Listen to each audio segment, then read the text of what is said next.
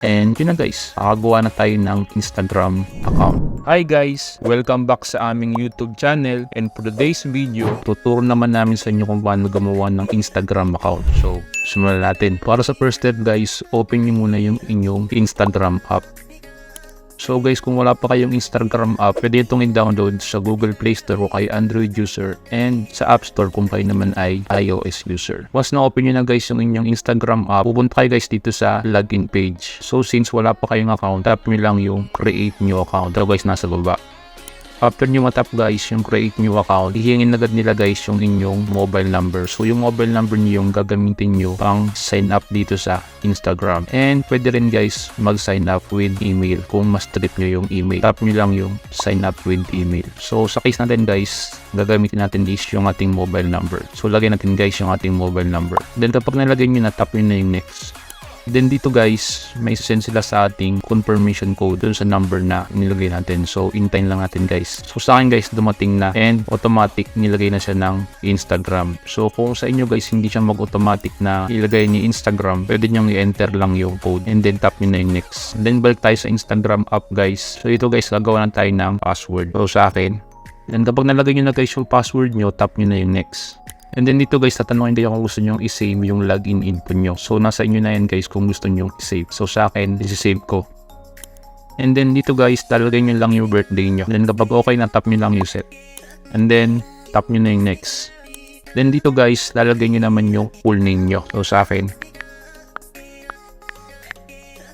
and tap nyo na yung next. Then after that guys, gagawa naman kayo ng username. So meron nga pala guys, nire-recommend si Instagram na username, pwede nyo siyang gamitin. Kung hindi nyo naman trip yung binigay ni Instagram, pwede nyo siya guys palitan. Halimbawa sa akin, Noipi Auto27, pwede nyo siya i-edit guys kung gusto nyo. So sa akin, okay na ako dun sa nire-recommend ni Instagram, kaya tatap ko na yung next.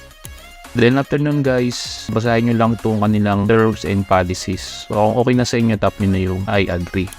Then wait nyo lang guys, mag-loading. And after mag-loading guys, makagawa na tayo ng account sa Instagram. So ito, pwede na tayong mag-add ng profile picture. So kung gusto nyo guys mag-add ng profile picture, tap nyo yung add picture. And kung ayaw nyo naman, pwede nyo nang i-skip. So sa akin, i-skip ko muna yan. And yun na guys, nakagawa na tayo ng Instagram account. So ganun lang siya kadali guys. Tap nyo lang yung next. And ito, kung gusto nyo malaman ni Instagram yung mga contacts nyo sa phone, pwede nyo siyang i-allow. And kung ayaw nyo naman, pwede rin namang don't allow. So sa akin, i-allow ko lang. And then dito guys, skip nyo lang, or pwede rin continue kung gusto nyo. And then dito, pwede nyo i-share yung profile nyo, and pwede rin namang i-skip lang. So sa akin, skip ko na lang yan guys. So ito guys, sa Discover People, meron silang mga i-recommendang mga tao na pwede nyo i-follow. So kung gusto nyo i-follow, pwede nyo guys silang i-follow. Tap nyo lang yung follow button. O pag okay na, tap nyo na yung next. Ito na sa taas.